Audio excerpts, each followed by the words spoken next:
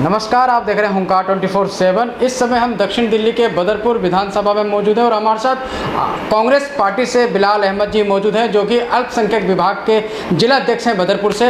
आज हम इनसे बात करेंगे कोरोना महामारी में जिस तरह से मजदूरों का पलायन रहा है, सरकार की क्या भूमिका रही है, कांग्रेस पार्टी की क्या भूमिका रही है, बिलाल अहमद की क्या भूमिका रही है इन लॉकडाउन के दिनों में ज़रूरतमंद लोगों की मदद करने में, वो हम जानने का इनसे प्रयास करेंगे। साथ ही कुछ राजनीतिक मुद्दों पे इनसे चर्चा करेंगे। सर, स्वागत है आपका हुंकार 24/7 में। धन्यवाद। बिलाल जी, जैसे कि आपको मालूम है 2 महीने से ज़्यादा का समय लॉकडाउन को हो चुका है। इस लॉकडाउन में बिलाल अहमद के द्वारा, कांग्रेस पार्टी के द्वारा क्या भूमिका रही है ज़रूरतमंद लोगों की मदद करने में? देखिए, ये जो कोरोना संकट जो हमारे देश पर आया, इससे देश का एक एक नागरिक इससे परेशान हुआ और ये एक ऐसी पेंडेमिक महामारी बीमारी थी, इससे हर एक आदमी बुरी तरीके से टूट गया और जो काम माननीय प्रधानमंत्री जी को करना चाहिए था वो काम नहीं हुआ है। जो काम सत्ताधारी पार्टी को करना चाहिए था वो काम नहीं हुआ है। जो काम जनता के प्रतिनिधि को करना चाहिए था वो काम नहीं हुआ है। लेकिन कांग्रेस ने इस बात को याद दिलाया है कि हमने इन 70 सालों में देश को किस तरह सजाया है। जैसे एक माँ को अपने बेटे से प्यार होता है, इसी तरीके से कांग्रेस के एक एक कार्यकर्ता को, एक एक जनता प्रतिनिधि को, एक एक जो भी कहीं पे एमपी हैं, एमएलए हैं, वो इस बात को समझे हैं कि हिंदुस्तान का एक एक किसान, हिंदुस्तान का एक एक मजदूर, हिंदुस्तान का एक एक व्यापार एक हमारे परिवार की तरह है। यही एक जो देश की अर्थव्यवस्था को संभालता है, यही देश को आगे लेके चलते हैं। तभी 70 सालों में कांग्रेस ने क्या नहीं किया है। उस वक्त देश की क्या स्थिति रही होगी 70 साल में। आपको ट्रेन दिया, आपको एम्स जैसे हॉस्पिटल दिए, आपको जिसमें कोरोना का ट्रीटमेंट हो रहा है, आपको स्कूलिंग सिस्टम दिया, आपको एयरपोर्ट दिए। आप उन सबको बेचने के लिए लगे हुए हैं, जबकि आपको जनता ने चुना था कि आप भी कांग्रेस जैसा विकास करेंगे, कांग्रेस से बढ़कर विकास करेंगे। तब जनता ने आपको चुना था। लेकिन आप तो पूरी तरीके से निकम्मे निकले, असफल निकले। बल्कि उस टाइम पे निकले कि जब जनता को, आपको ज़रूरत होती है। कोई बिहार का बंदा दिल्ली में फंसा होता है, कोई दिल्ली का बंदा मुंबई में फंसा होता है, कोई मुंबई का बंदा राजस्थान में फंसा होता है। आखिर आपने इस महामारी में क्या किया है उस जनता के लिए? मैं क्वेश्चन करना चाहता हूं आपके चैनल के माध्यम से माननीय प्रधानमंत्री जी से, माननीय अमित शाह जी से। आप देश के गृह मंत्री हैं, आपने देश के लिए क्या किया है? आप ये बताइए। इन सड़कों को अपने मसाफत पे गुरूर था कि हमारी लंबाई को कोई नाप नहीं सकता है, लेकिन उन अदना से मजदूरों ने अपने पैदल चलकर किस तरीके से उस मसाफत को तय किया है। कोई मुंबई से चला है, तो कोई दिल्ली से चला है, कोई यूपी से प्लान किया है। आखिर मजबूर क्यों हुए? उसका सबसे सीधा और जवाब ये आता है कि ये जो लॉकडाउन किया गया है पूरी तरीके से अनप्लान किया गया है और इसीलिए ये प्लान पूरी तरीके से फेल हुआ है। बिलाल अहमद जी, आपके द्वारा और आपकी टीम के द्वारा लॉकडाउन के 4 चरणों में किस तरह से लोगों की मदद की गई, चाहे प्रवासी मजदूरों की कह लीजिए या आर्थिक तंगी से जो लोग परेशान थे, जो परिवार परेशान थे, क्योंकि लोगों को घरों में बैठने के लिए ऐसे निर्देश दिए गए थे सरकार से ताकि कोरोना ना फैले, और ऐसे में लोगों की जो आर्थिक स्थिति है बहुत ही ख़राब हो गई थी। तो इसको मद्देनज़र रखते हुए आपकी टीम के द्वारा क्या क्या प्रबंध किए गए उन लोगों के लिए? सबसे पहले मैं आपको ये बताना चाहूँगा कि माननीय राहुल गांधी जी की तरफ से ये एक प्लान था कि एक बात बताई गई, आह्वान था उनकी तरफ से कि आप कांग्रेस का एक एक कार्यकर्ता उनके घरों तक जाए और जो लोग परेशान हैं, जो लोग जिनको घरों में खाना नहीं है, आप उनके घर में खाना पहुंचाएं। अगर कोई आदमी बीमार है तो अपनी गाड़ियों से उनको हॉस्पिटल पहुंचाएं। ये माननीय राहुल गांधी जी का एक अपील थी कांग्रेस कार्यकर्ताओं से, हिंदुस्तान के सभी लोगों से। इसीलिए हमने और हमारी पार्टी ने जिस तरीके से मतलब महामारी में लोगों की मदद करी, खुल के मदद करी। आप देख सकते हैं अनिल चौधरी जी हमारे प्रदेश अध्यक्ष जी हैं, दिल्ली प्रदेश अध्यक्ष कार्यालय बना दिया गया लोगों के लिए, सोने के लिए, लोगों के खाने के लिए। आप ये बताइए कि लोगों के लिए रहने के लिए नहीं, लोग सड़कों पे सो रहे हैं, लोगों के पास खाना नहीं है। लोग, हमने ये देखा जो दो चार दिन का रोड पे कहीं पड़ा हुआ खाना हो तो वो लोगों ने खाना खाया है। तो इसलिए हमने और हमारी पार्टी ने और कांग्रेस के एक एक कार्यकर्ता ने इस मजदूरों के लिए, इन कामगारों के लिए और उन किसानों के लिए, सभी के लिए आवाज़ उठाई कि आपको हम कपड़ा भी देंगे और आपको हम खाना भी देंगे और आपको हम बेचैन होने नहीं देंगे, क्योंकि आप देश का एक हिस्सा हैं। जिस तरीके से हमने पिछले 5 सालों में, पिछले कई सालों में हमने जैतपुर में सेवा करी है और सेवा हमने लॉकडाउन में राहत सामग्री के तौर पे और ज़्यादा करी है। इसी तरीके से हमने लखनऊ, रायबरेली में भी राहत सामग्री की है, क्योंकि हम बीच में कुछ दिन के लिए हम वहाँ पे गए थे, लॉकडाउन की वजह से हम आ नहीं सके, इसीलिए हमने वहाँ पे राहत सामग्री काम किया है।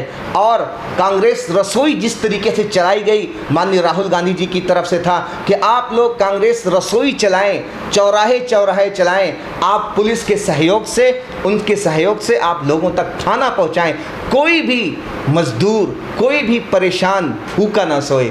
इसलिए हमने और हमारी पार्टी ने और कांग्रेस के एक एक कार्यकर्ता ने राहत सामग्री करने में पूरी तरीके से मेहनत करी है और इसी तरीके से हम लोग लॉकडाउन में करते रहेंगे। अरविंद केजरीवाल जी, आम आदमी पार्टी का एक एक कार्यकर्ता हमेशा मीडिया के माध्यम से या अन्य सोशल मीडिया के माध्यम से कहते आए हैं कि लॉकडाउन में उनकी सरकार ने बहुत सारे काम किए हैं। जिनके पास राशन कार्ड है उनको तो निःशुल्क राशन दिया ही, जिनके पास राशन कार्ड नहीं है उनको भी उनके द्वारा राशन प्रोवाइड किया गया। साथ ही ज़रूरतमंद लोगों को 2 टाइम सरकारी स्कूलों में खाना दिया जा रहा है। उसके बावजूद भी मजदूर पलायन करने पर मजबूर हुए। क्या कहना चाहिए इस पर? देखिए, अरविंद केजरीवाल साहब का तो हमेशा की यही राय, 2 चेहरे रहे हैं कि उनकी बोलते कुछ और हैं, करते कुछ और हैं। वो विज्ञापन पे ज़्यादा भरोसा करते हैं, वो काम ज़्यादा नहीं करते हैं, इम्प्लीमेंट नहीं करते हैं कोई चीज़। वो अगर कोई चीज़ का बजट आता है 10 करोड़ का, ये समझ लीजिए 8 करोड़ रुपये उनके विज्ञापन पे जाएगा और 2 करोड़ रुपये जनता के उन्नति के लिए जाएगा, जनता के लिए जो पैसा है उसके लिए जाएगा। लेकिन मैं माननीय अरविंद केजरीवाल जी से कहना चाहूँगा कि आपने किसी स्वास्थ्य की बिना पे जनता से वोट मांगा था। आप ये बताइए, अभी आपके पास हॉस्पिटल नहीं है कि आप उनको, जो कोरोना महामारी से जो आदमी पीड़ित है उसका ट्रीटमेंट किया जाए? आपके पास बेड नहीं है, आपके पास वेंटिलेशन नहीं है, तो गोया आपका वो दावा पूरी तरीके से खोखला है और आप पूरी तरीके से सरकार चलाने में विफल हैं। इसलिए ये जो महामारी है इसमें माननीय अरविंद केजरीवाल जी को इसमें पॉलिटिक्स नहीं करनी चाहिए और बढ़ चढ़ कर हिस्सा लेनी चाहिए और दिल्ली के लोगों की जान बचाना चाहिए। क्यों? यही वो दिल्ली है जिसने आपको सत्ता दी है। 1 साल नहीं, 1 मर्तबा नहीं, आपको 3 मर्तबा सत्ता दी है, लेकिन आपको इसके लिए काम करना होगा। नहीं, जनता के पास पावर है, जनता आपको बता देगी। केजरीवाल जी के उस आदेश के बारे में आप क्या कहना चाहते हैं जो उन्होंने कुछ दिनों पहले दिया था, जिसमें उन्होंने कहा था कि दिल्ली के बाहर के जो लोग हैं उनको दिल्ली के अस्पतालों में इलाज ना किया जाए? क्या दिल्ली के अस्पतालों में क्या भारत के हर एक नागरिक का अधिकार नहीं है?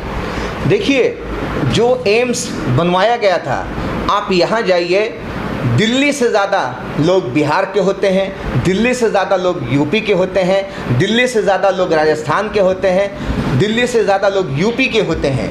अगर ये हर सरकारें करने लगें, ये भेदभाव करने लगेंगी तो देश आगे नहीं बढ़ सकता है। अगर कोई भी चीज़ है जो सरकारी है उसमें हर एक जगह हर एक लोगों का हिस्सा होता है, वो आकर वहाँ पे ट्रीटमेंट कर सकते हैं। इसलिए जो अरविंद केजरीवाल जी का जो बयान है, ये पूरी तरीके से वो अपने सिस्टम में पूरी तरीके से फेल हो गए हैं। कहीं ऐसा ना हो कि हमारे दूसरे स्टेट के लोग आए और हमारे दिल्ली के लोग इसमें एडमिट ही ना हो पाए, इसलिए कि उनके पास तो कोई सुविधा ही नहीं है, कोई चीज़ है ही नहीं, ना बेड है ना वेंटिलेशन है। मिला के ये कह सकते हैं आपके मुताबिक कि केजरीवाल जी के पास जो इनकी स्वास्थ्य सेवा है पूरी तरह से फेल है कोरोना को लेकर। पूरी तरीके से जितनी भी स्वास्थ्य सीमाएं हैं, जो स्वास्थ्य चीज़ें हैं, उनके पास कुछ है ही नहीं है। आप ये बताइए, अगर उनके पास पूरी तरीके से वो सक्षम होते तो उनको ये स्टेटमेंट देने की क्या ज़रूरत थी? आखिर वो भी हिंदुस्तान के हैं, चाहे यूपी का आदमी हो, चाहे राजस्थान का आदमी हो, चाहे वो किसी भी स्टेट का आदमी हो, आकर यहाँ पे ट्रीटमेंट करा सकता है। और इससे पहले स्वर्गीय शीला दीक्षित जी के दौर में, वक्त में कराया खूब अच्छी तरीके से। 20 लाख करोड़ का पैकेज प्रधानमंत्री नरेंद्र मोदी ने देश की अर्थव्यवस्था को उभारने के लिए, लोगों को आत्मनिर्भर बनाने के लिए और लोकल प्रोडक्ट पर फोकस करने के लिए जो है 20 लाख करोड़ का आर्थिक पैकेज दिया था। किस नज़रिए से देखते हैं? क्योंकि आपकी पार्टी के ही द्वारा ऐसा कहा जा रहा है कि मोदी सरकार के द्वारा ये एक झांसा पैकेज है, जैसे कि पहले 15 लाख का उन्होंने जुमला दिया था, उसी तरह का ये है। तो क्या देखिए, माननीय राहुल गांधी जी की तरफ से, माननीय प्रियंका गांधी जी की तरफ से स्पीक अप इंडिया, यानी इसी के अगेंस्ट, यानी इंडिया के लिए बोलें, आप लोगों के लिए आवाज़ उठाएं, आप किसानों के लिए आवाज़ उठाएं, मजदूरों के लिए आवाज़ उठाएं। माननीय राहुल गांधी जी ने ये कहा है कि जो गरीब आदमी है उसके अकाउंट में गवर्नमेंट डायरेक्ट पैसा ट्रांसफ़र करे 7,500 रुपये। क्यों? ताकि ये गरीब जब अपने गांव में, अपने ज़िले में, अपने स्टेट में अपनी छोटी छोटी चीज़ों को लेकर बिजनेस करेगा तो उसी के ज़रिए से हिंदुस्तान की अर्थव्यवस्था बढ़ सकती है। जो छोटा अपना व्यापारी है उसके अकाउंट में 10,000 रुपये ट्रांसफ़र किए जाएं। ये माननीय राहुल गांधी जी की अपील थी माननीय प्रधानमंत्री जी से, लेकिन उन्होंने उसको समझा नहीं। अब वो बता रहे हैं कि हम आपको, जैसे 15 लाख का उन्होंने माननीय प्रधानमंत्री जी ने कैसा लॉलीपॉप दिया, अब 20 लाख का उन्होंने लॉलीपॉप दे दिया है। तो जनता सिर्फ यही मांग रही है, माननीय प्रधानमंत्री जी, हमें आपके 20 लाख रुपए नहीं चाहिए, वो आपको मुबारक हो, मुझे जीने का अधिकार दे दो, जैसे हम बिजनेस करते थे वो हमें अधिकार दे दो, रोटी कपड़ा दे दो मुझे, और हम अपनी चीज़ों को हम सुधार लेंगे। मैं सीधे बंद अल्फाज में यही कहना चाहूँगा कि ये पूरी तरीके से जनता को वर्गलाने की बातें की जा रही हैं, जनता को ठगने की बातें की जा रही हैं, जनता को फंसाने की बातें की जा रही हैं। जनता पूरी तरीके से जाग उठी है और इसी तरीके से आगे जो भी चीज़ें होंगी जनता पूरी तरीके से अवेयर होगी और उनको बताएगी आने वाले चुनाव में कि किस तरीके से आपने गरीबों को परेशान किया है, किस तरीके से आपने मजदूरों को परेशान किया है, किस तरीके से आपने छोटे व्यापारियों को परेशान किया है, उन व्यापारियों को जो हिंदुस्तान के अर्थव्यवस्था को सही करते हैं। बिलाल जी, चलते थे आपसे एक आखिरी सवाल। 4 चरण लॉकडाउन के आपने देखे, 5वां चरण चल रहा है जो पूरा 1 महीने का है, यानी कि 30 जून तक लॉकडाउन रहेगा। लेकिन पूरी दिल्ली में बहुत सारी छूटें दी गई हैं, दिल्ली समेत भारत के अन्य राज्यों में छूट दी गई हैं। तो दिल्ली में आकर, अभी दिल्ली में आप आए हैं, तो दिल्ली में आकर अब इस जो 5वां चरण लॉकडाउन का है, इसको किस तरह से आप देखते हैं? क्या क्या बदलाव आपको लग रहा है पहले 4 चरण के और अब इस 5वें चरण में? देखिए, मैंने पहले भी आपसे कहा कि जितने भी लॉकडाउन हुए हैं, जो भी गवर्नमेंट की तरफ से जो भी कदम उठाया गया है, उससे हम पूरी तरीके से हम सहमत नहीं हैं। क्यों सहमत नहीं है? जब हमारे देश में 500 पेशेंट होते हैं, 1000 पेशेंट होते हैं, 2000 पेशेंट होते हैं, इस तरीके से पूरे देश को लॉक कर दिया जाता, लॉकडाउन कर दिया जाता है और इस बात का आश्वासन, मतलब अपील करते हैं माननीय प्रधानमंत्री जी, जो जहां है उसको वहीं रुकना है। अब प्रवासी मजदूर, गरीब, किसान रुक जाता है वहीं पर, फिर धीरे धीरे एक लॉकडाउन ख़त्म होता है, दूसरा लॉकडाउन ख़त्म होता है, तीसरा, चौथा, अब 5वां लग गया है। अब ये बताइए, मैं आपसे खुद एक मानवता के उस पर सवाल करना चाहता हूँ कि जिस तरीके से माननीय प्रधानमंत्री जी की तरफ से लॉकडाउन का पहला चरण, दूसरा चरण, तीसरा चरण, चौथा, 5वें में हम चल रहे हैं, उस वक्त हमारे पेशेंटों की तादाद बहुत ही कम थी, बहुत ही ज़्यादा कम थी, और आज 2 लाख आंकड़ा क्रॉस कर गया है। तो आखिर इस लॉकडाउन को खोलने का क्या मतलब बनता है? आप तो ये कहा जाए कि जनता को आप मरने के लिए आगे छोड़ रहे हैं, आप उनको छोड़ रहे हैं कि जाएं और वो कोरोना जैसी बीमारी से इन्फेक्टेड हों। जिस तरीके से आपको पहला चरण आपको किया गया था, दूसरा चरण किया गया, तीसरा, अभी भी उसी तरीके से लॉकडाउन करने की ज़रूरत थी, क्योंकि ये बीमारी आगे बढ़ेगी और इसको कैसे कंट्रोल करना है वो आप सत्ता में हैं, आप विपक्ष अपोजिशन पार्टियों से बैठें और उनसे बात करें कि ये देश का मसला है, देश का मुद्दा है, आप इसको हम कैसे आगे ले जा सकते हैं, हम यही कहना चाहेंगे। ये थे बिलाल अहमद जी हमारे साथ। इनका कहना है, इनके मुताबिक जो है लॉकडाउन को नहीं खोलना चाहिए था, लॉकडाउन को और आगे बढ़ाना चाहिए था। जो छूट दी गई है उस छूट में कोई भी रियायत नहीं देनी चाहिए थी, लेकिन सरकार ने दी है, क्योंकि मामले बड़ी तेज़ी से बढ़ रहे हैं। जिस तरह से मामले बढ़ रहे हैं उससे लगता है कि जो छूट दी गई है वो सरकार को वापस लेना चाहिए। अब देखना ये है आने वाले समय में क्या क्या समस्याएं लॉकडाउन खोलने के बाद सरकार के सामने आती हैं, कितने मामले कोरोना के बढ़ते हैं और उन मामलों को सरकार किस तरह से रोकेगी, वो हम आप तक पहुँचाने का प्रयास करेंगे। तब तक आप देखते रहिए हुंकार 24/7। नमस्कार। अपने शहर की लेटेस्ट खबरों के लिए चैनल को सब्सक्राइब करें और बेल आइकन को दबाएं।